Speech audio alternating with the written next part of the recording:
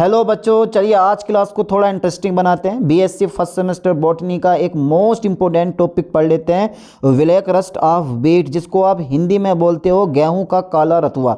एक most important topic है तो छोड़ना बिल्कुल नहीं है।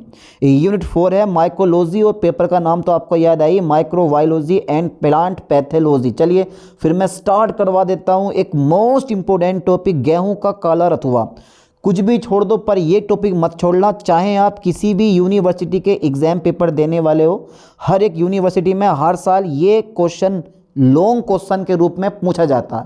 चलिए फिर मैं स्टार्ट करवा देता हूँ। गेहूं का काला रतुआ, जिसका दूसरा नाम है पक्सिनिया ग्रेमिनिस का जीवन चक्र। ओके सर, ओके, आज नहीं छोड़ेंगे कुछ भी। चलिए तो सबसे पहले इसका बेसिक इंट्रोडक्शन पढ़ लेते हैं। ये होता क्या है? देखो, अधिकांश लोग जो है ना किसान लोग हैं और सबको पता होगा कि यार ये गेहूं का काला रतुआ होता क्या है। सबने देखा और दवाई भी सब लगाते हैं, ऐसा नहीं है। तो देखो, गेहूं का काला रतुआ एक रोग है जो पक्सिनिया ग्रेमिनिस द्वारा होता है।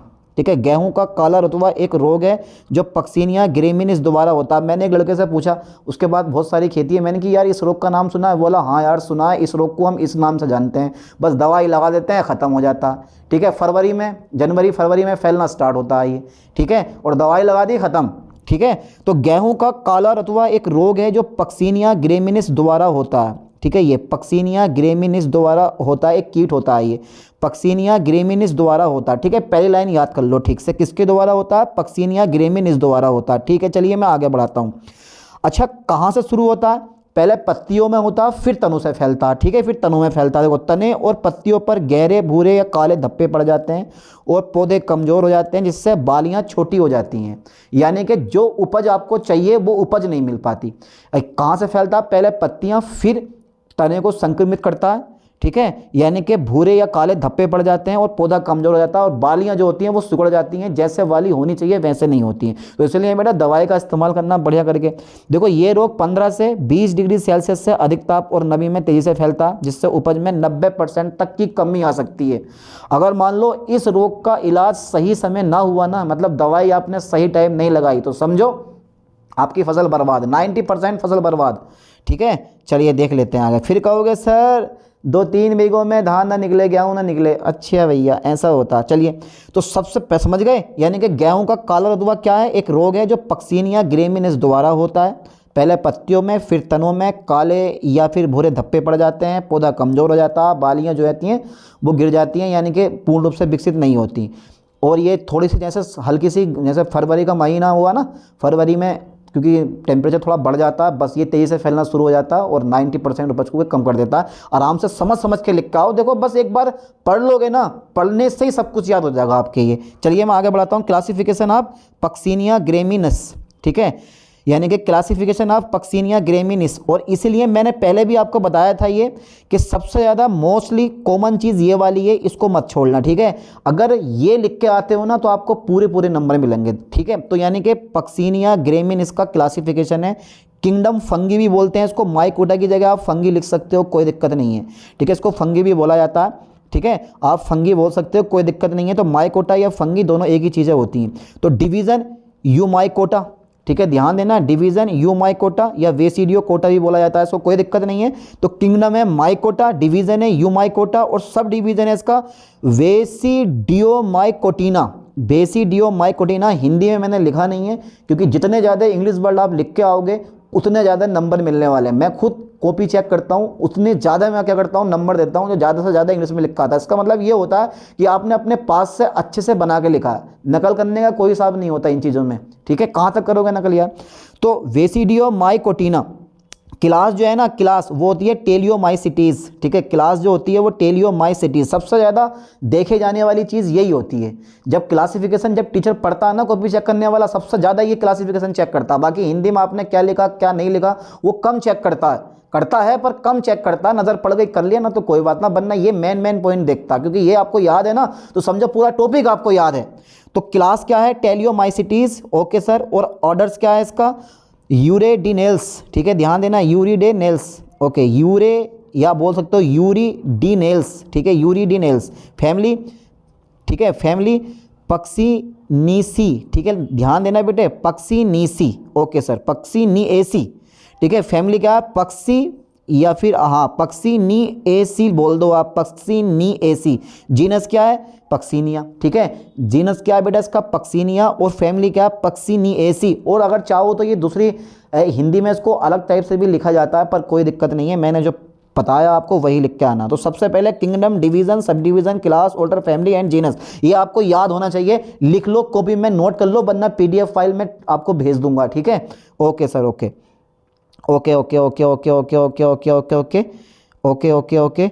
चलिए आगे बढ़ाता हूँ मैं। पक्सिनिया ग्रेमिनस का जीवन चक्र देख लेते हैं आप। ठीक है, तो क्लासिफिकेशन क्या होता है ये आपने देख लिया। सबसे ज़्यादा यही ज़रूरी होता है, पक्सिनिया ग्रेमिनस का जीवन चक्र। आखिर ये रोग को बार बार कैसे फैलाता है और इतने कम समय में इस रोग को पूरी फसल, यानी कि ये रोग पूरी फसल को कैसे बर्बाद कर देता, ये यार बड़ी ज़रूरी पॉइंट है। चलिए, life cycle of Puccinia graminis बहुत जरूरी है। तो सबसे पहले ये ध्यान देना, यह विषम जातीय कवक है जिसका जीवन चक्र 2 होस्ट पर पूरा होता है, एक गेहूं पर, एक बारबेरी। तो बारबेरी जो होती है ना, वो झाड़ी होती है एक। ठीक है, पहले गेहूं पर उत्पन्न होता है, फिर बारबेरी पर जाकर अपना जीवन चक्र पूरा करता है। ठीक है, यानी कि जब ये उड़ने मात्र हो जाता है, हल्का होता है, उड़ भी सकता है ये। कौन? Puccinia graminis. सबसे बढ़िया इलाज, बस दवाई लगा दो, छोटे गेहूं आपके बच के तैयार हो जाएंगे। ठीक है, तो ध्यान देना, ये विषम जातीय कवक है जिसका जीवन चक्र 2 होस्ट पर पूरा होता है। होस्ट मतलब जिससे ये अपना भोजन प्राप्त करता है। प्राइमरी होस्ट होता है गेहूं, और अल्टरनेट मतलब होता है व्यापारिक जो होस्ट होता है इसका, वो होता है वरबेरी। ठीक है, क्या होता है बेटा? वरबेरी होता है, याद कर लो ठीक से, वारबेरी।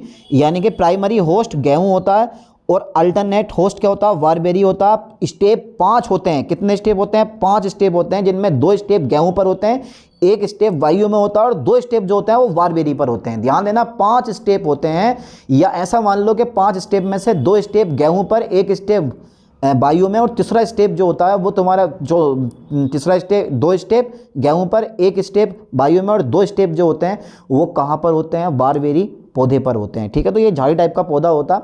और ये ऐसा नहीं है कि यार ये हर जगह फैलता हो, कहीं कहीं ये रोग ना भी फैलता है। जहाँ पर बारबेरी के पेड़ मिलते हैं, यानी कि झाड़ी मिलती हैं, वहाँ पर ये रोग फैलना शुरू हो जाता है, क्योंकि इसका सेकंड होस्ट बारबेरी होता है। अगर मान लो बारबेरी नहीं है तो ये सेकंड हो, यानी कि जो 2 स्टेप है वो कंप्लीट कर नहीं पाएगा, और लास्ट मंथ में ये मर जाएगा, यानी कि आपकी फसल सेव रहेगी। ठीक है, चलिए देखते हैं। तो सबसे पहला पॉइंट तो भैया, अगर इस रोग से बचना हो तो बारबेरी के जितने भी वो होते हैं झाड़ियाँ वगैरह तो ख़त्म कर दो। चलो देखते हैं भी आगे। तो ध्यान देना, कितने होस्ट होते हैं? 2 होस्ट होते हैं, प्राइमरी होस्ट एंड अल्टरनेटिव। बहुत ही शानदार मैंने नोट्स लिए हैं, बड़ी आसानी से आप इसको कवर कर लोगे। ठीक है, लास्ट में डायग्राम बताऊंगा कौन सा बना के आना आपको।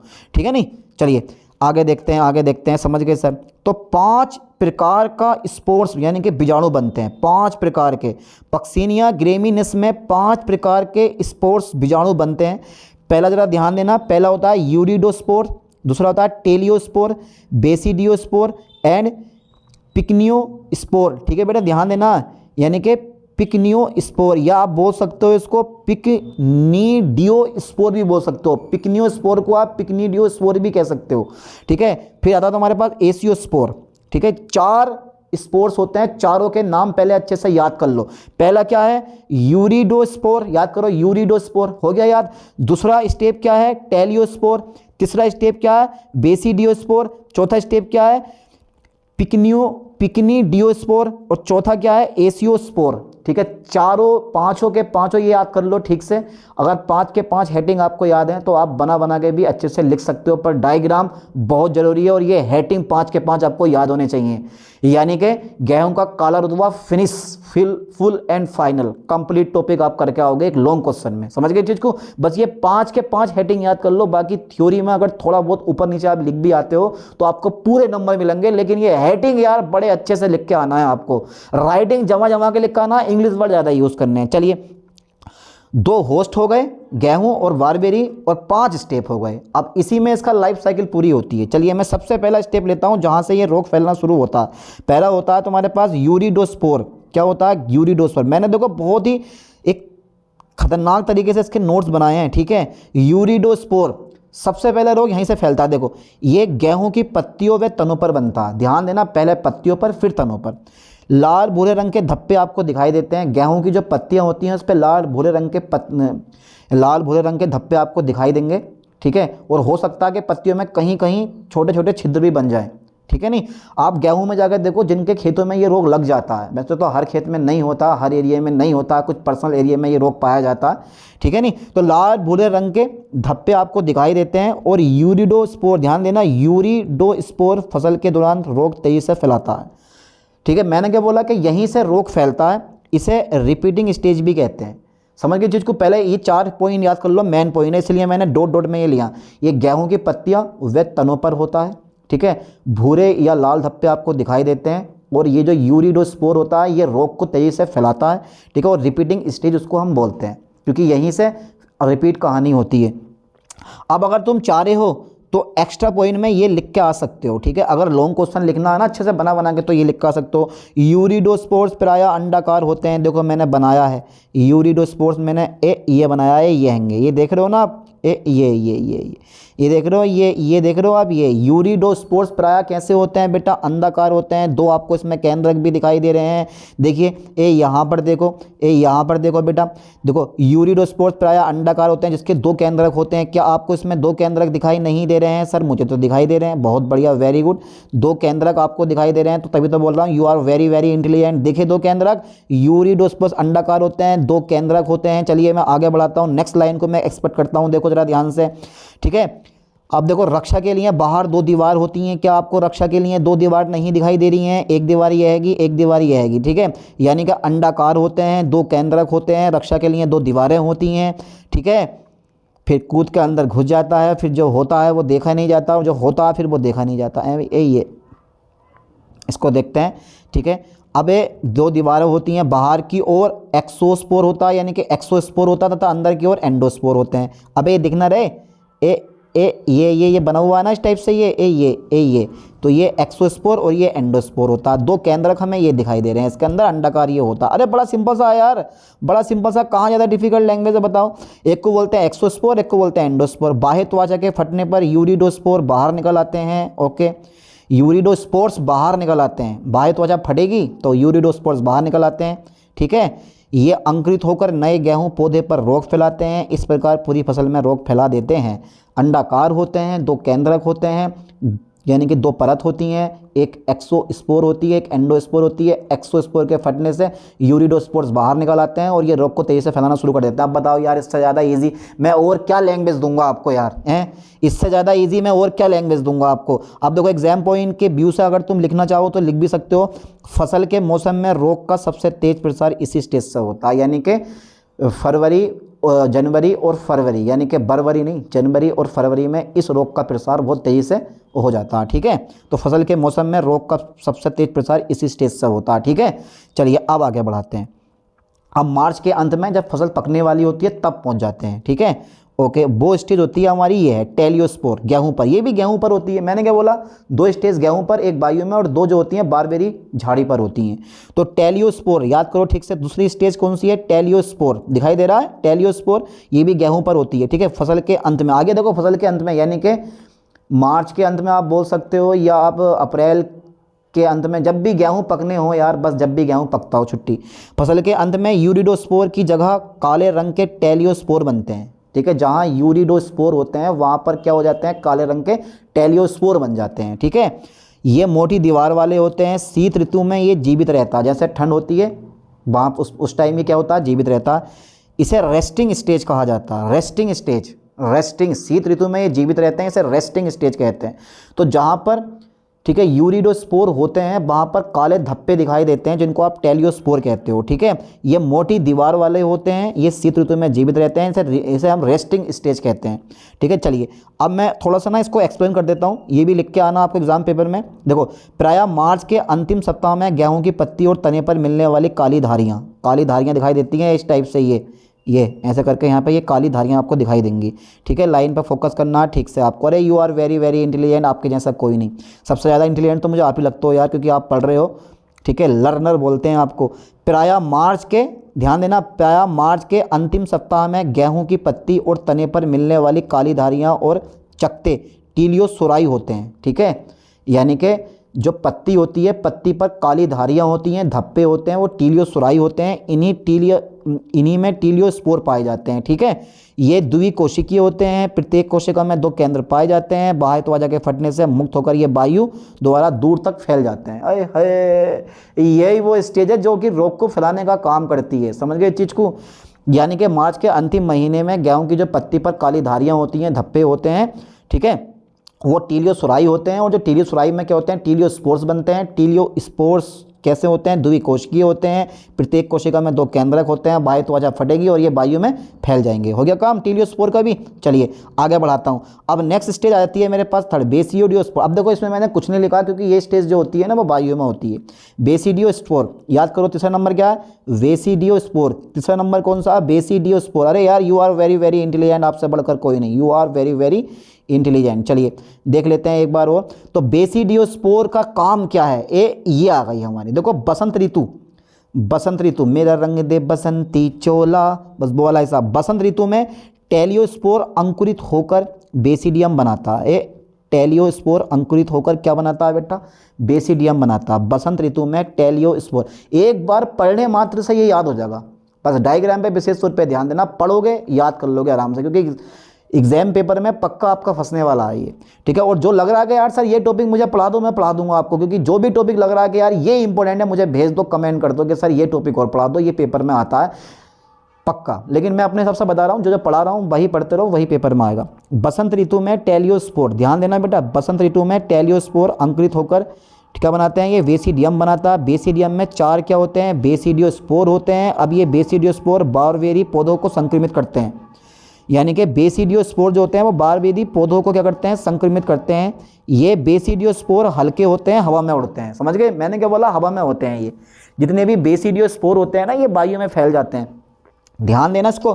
बसंत ऋतु में टेलियोस्पोर अंकुरित होकर क्या बनाते हैं बेटे, बेसिडियम बनाते हैं। बेसिडियम में 4 बेसिडियोस्पोर बनते हैं। बेसिडियोस्पोर जो होता है ना वो बारबेरी पौधे को संक्रमित करता है। बेसिडियो हल्के होते हैं, हवा में उड़ते हैं। बस इतना सा लिख देना, हो गया काम। अब जो 2 प्रोसेस होंगी हमारी आगे वाली, 2 प्रोसेस यानी कि चौथी और पांचवी, वो बारबेरी पौधे पर होती है। देखो ये लिखा मैंने बारबेरी पर। ठीक है, यानी कि एक होती है तुम्हारे पास पिकनिडियो, यानी कि पिकनिडियोस्पोर्स, पिकनिडियोस्पोर। तो पिकनिडियोस्पोर जो होती है ना, ये बारबेरी पौधों पर होती है। देखो बारबेरी की पत्तियों की ऊपरी सतह पर बेसिडियोस्पोर छोटे छोटे नर और मादा बीजाणु उत्पन्न करते हैं। यहीं पर क्या होता है, सेक्सुअल रिप्रोडक्शन होता है।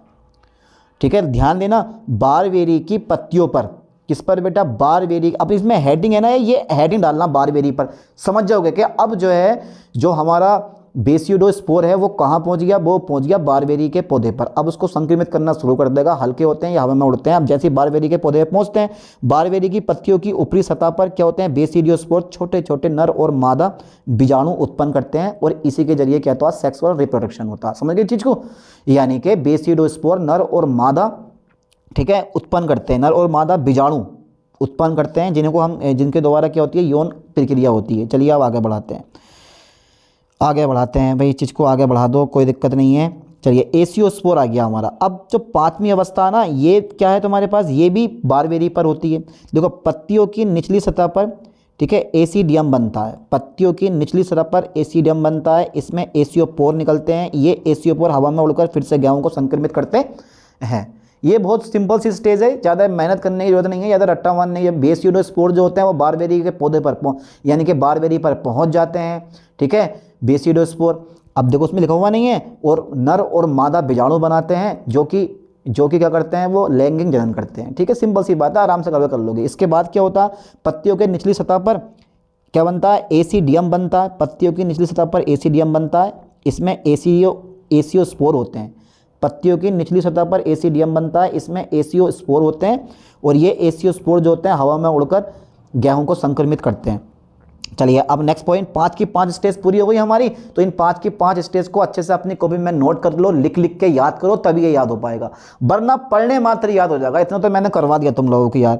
अच्छा देखो जीवन चक्र पूरा क्या होता है। अब ये जो एसियोस्पोर होते हैं ना, ये गेहूं को संक्रमित करते हैं। फिर यूरोडोस्पोर होता है, फिर टेलियोस्पोर होता है, फिर बेसिडियोस्पोर होता है, फिर बारबेरी का पौधा आता है। और इस तरह से ये जीवन चक्र दोबारा शुरू करता है। ये लिख लो, नोट कर लो, जीवन चक्र पूरा कैसे करता है। एसियोस्पोर जो होते हैं वो गेहूं को संक्रमित करते हैं, फिर से यूरिडोस्पोर होता है, फिर टेलियोस्पोर बनता है, फिर बेसिडियोस्पोर बनता है, फिर से ये बारबेरी के पौधे पर पहुंचते हैं, फिर क्या बनता है, एसियोस्पोर बनता, फिर एसियो फिर हवा में उड़ेंगे, फिर गेहूं में पहुंचेंगे, फिर ऐसी तरह से ये लगातार इनका जीवन चक्र चलता रहता है और बहुत कम समय में बड़ी फसल को भी ये नुकसान पहुंचा देते हैं।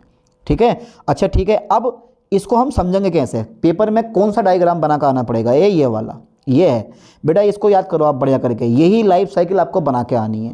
ठीक है, देखो सबसे पहले शुरू कहाँ से होती है, शुरू होती है, देखो ये रहा हमारा, ये रहा, ये यूरेडीनिया, यूरेडीनिया यानी कि ऑन स्ट्रो, स्ट्रो मतलब तना, स्ट्रो का मतलब होता है तना, देखो यूरेडेनिया ऑन स्ट्रो, तो यहाँ पे जो है ना यूरेडेनिया इस समय तने पर है। ठीक है, फिर कौन सी स्टेज बनती है, टीलिया ऑन स्ट्रो, टीलिया बन गया हमारा। ठीक है, टीलिया बन गया, टीलिया ये आ गया हमारा, ये टीलिया बन गया। फिर उसके बाद ग्रीष्म ऋतु में, ग्रीष्म मतलब समर, गर्मी में टेलियोस्पोर ये बन गया। फिर विंटर में ये जीवित रहते हैं, ये तो बोला था मैंने। फिर तुम्हारे पास ये स्प्रिंग जैसी स्ट्रक्चर बन जाती है, इसको बोलते हैं बेसिडियोस्पोर। अब ये जो बेसिडियोस्पोर होते हैं वो बारबेरी के पौधे की जो निचली वाली सतह होती है ना उस पर चिपक जाते हैं इस टाइप से। फिर ये क्या होते हैं तुम्हारे पास, पत्तियों की निचली सतह पर ये बनता है एसिया बनता है, और एसियो से क्या बनते हैं, एसियोस्पोर बनते हैं, और एसियोस्पोर फिर कहाँ पहुँचते हैं, तने पर पहुँचते हैं, और यही क्रिया लगातार चलती रहती है। एक बार ढंग से इस डायग्राम को समझ लो, कवर कर लोगे। ठीक है, आराम से कवर कर लोगे। मैंने क्या बोला कि जो टीलियोस्पोर्स होते हैं वो शीत ऋतु में जीवित रहते हैं, तो वो ये शीत ऋतु ये वाली है ना, विंटर लिखा हुआ नीचे, तो शीत ऋतु। फिर उसके बाद में बेसियोडोस्पोर बनते हैं, बेसिडियोस्पोर बनते हैं। बेसिडियोस्पोर जो होते हैं ना, ठीक है, वो तुम्हारे पास बरबरी के उड़कर जो है बारबेरी के पौधे पर जाते हैं, और जब ये बारबेरी के पौधे पर पहुंचते हैं, ठीक है, तो पत्तियों के निचली सतह पर क्या बनाते हैं, एसिडियोस्पोर बनते हैं। एसिडियोस्पोर जो होते हैं वो हवा में उड़कर फिर से जो है तुम्हारे पास तने पर चिपक जाते हैं या पत्तियों पर चिपक जाते हैं। फिर ये यही क्रिया लगातार चलती रहती है। ठीक है, तो ये डायग्राम बना के आना, बड़ा सिंपल सा डायग्राम है, बनाने की प्रैक्टिस कर लो। तने बनाओ 2, फिर इस तरह से बस स्टेज, बस आपको क्या याद करना है, 5 की 5 स्टेज आपको याद करनी है, बाकी सब कुछ वो ये सेम है, कोई बदलाव नहीं है। ठीक है, चलिए अब आगे देखते हैं, इस चीज़ को आगे बढ़ाते हैं, आगे बढ़ा दो, आगे बढ़ा दो, आगे बढ़ा दो।